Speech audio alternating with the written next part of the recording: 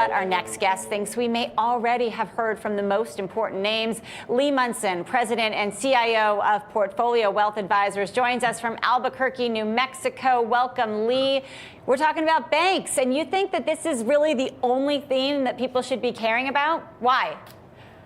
Well, yeah, it should be the only thing. If you're trying to follow earnings and get a barometer of the health of this long in a tooth bear market, or excuse me, bull market, before it becomes a bear market, for the next 6 to 8 quarters, all of our attention needs to be on banks. Why? Because they tell us everything that we need to know. They tell us about the big tell, like a poker tell, is are we getting more bond issuance, right? So we get a few earnings come out. Wells Fargo, they didn't tell us a damn thing about anything because the CEO can't even get their regulatory problems in gear. JP Morgan, though, I will not throw under the bus. They told us clearly that bond issuance are not going up. That means firms are a little spooked, maybe because of volatility, who knows. The tax cuts haven't really baked into their earnings yet. But then today, Jennifer, we got Goldman Sachs. They said bond issuance was actually doing better. So it's a little, I see why the overall market was nice, but in the end, I think people are going to see past that. So let's talk about the bond issuance, especially since we sort of have this tale of two different stories. Why is that so important? What does it mean that we're also in a rising rate environment out of the Fed and a flattening yield curve that we're seeing? Well, see, this is the thing, right?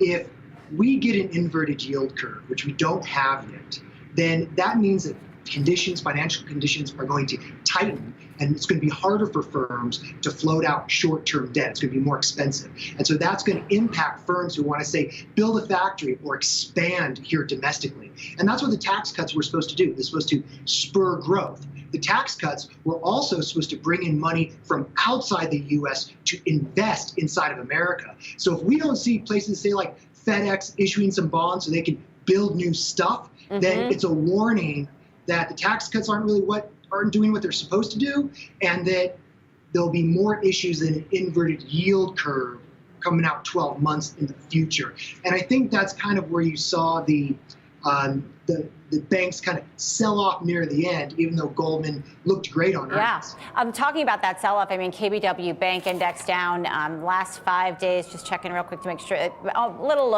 close to 2%. So investors aren't eating up the news that we're getting out of banks. Are you looking them as an investor, though, about what they're telling you about other companies or for what they're telling you about these banks? Like, do you like any of the banks right now to buy?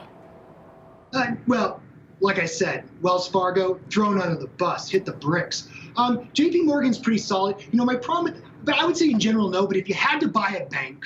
Yeah, you had to buy one. People are listening. You have to, gun to my head, just buy JP Morgan because it fits the general narrative. I don't really trust Goldman Sachs. They are too reliant on trading. It's very opaque. And these guys have screwed the pooch in the past. But what I like that, JP Morgan, they're getting the effects of higher rates. Their loan book expanded about 4%, but their net interest, how much they made off of that 4% increase, was 10%, meaning that they're charging more on their loan book, and their loan book is getting bigger. That's the type of thing you want to look if you're an investor. And I'd say if you're into that and you want to buy a bank, I'd stick with JP.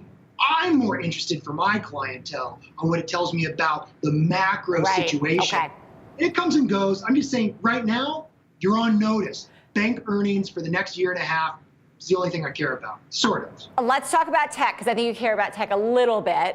We had you here recently, and we were talking about Facebook, which you said you weren't really interested in it, even though it was selling off a little bit. I said it was because it was down 10 and not 20. Yeah, you wanted it down further. Well, now it's up from where it was then. So now we've got Netflix, another FANG name in the news today. Record highs. A lot of momentum around this name. Would you touch it? Yeah, I've never really bought Netflix. I love it. I mean, come on, Jen. I wish I'd bought Netflix 5 years ago. Who doesn't? But these are these high-price momentum plays. And really, I don't want to get into a name like this that's overpriced, that's based on these, I don't want to buy Cisco in the year 2000. I don't want to buy JDS Uniphase in the year 2000. This seems based too much on momentum. It's going to take years and years and years for them really to get profitable to earn that valuation. But here's the thing. It's helping my clients out. It's helping the stock market out. Because, as Miles and your other guests were suggesting a little while ago, it is the barometer, right? It used to be the price of gold and the price of Apple 5 or 6 years ago. Now it's just FANG stock. So I love to see that people are willing to get a momentum stock and further inflate it past what this value player, Uncle Lee, likes. But is there a knock-on effect? Hell yeah. I love to see people buy Netflix. It's just not my cup of tea because I manage money for retired people. All right, Uncle Lee, before we let you go, your overall sense on the market today. You were buying, right? Yeah. So why today?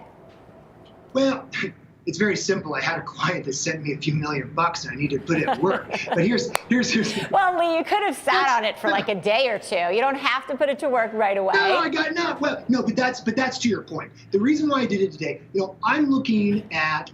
I'm a buyer here at, say, 2730 on the S&P and lower. And once we get, say, closer to 2800, it's kind of an art more than a science, then I'm going to be a little bit more neutral. So right here and 100 points below us, you got to be a buyer. And if we go to, say, 2500 on some event that I can't imagine, I want to buy even more.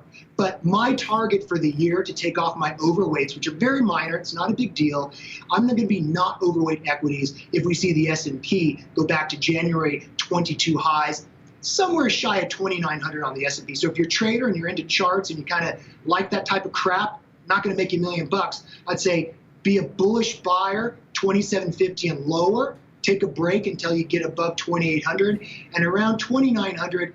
That's when I'd circle the wagons, take a chill pill. Let's see if we get there by December 31st. Just because I say it doesn't mean it's true. It just means I'm right. We're going to leave it there. Lee Munson, we'll have you back soon. Thanks so much. Thank you.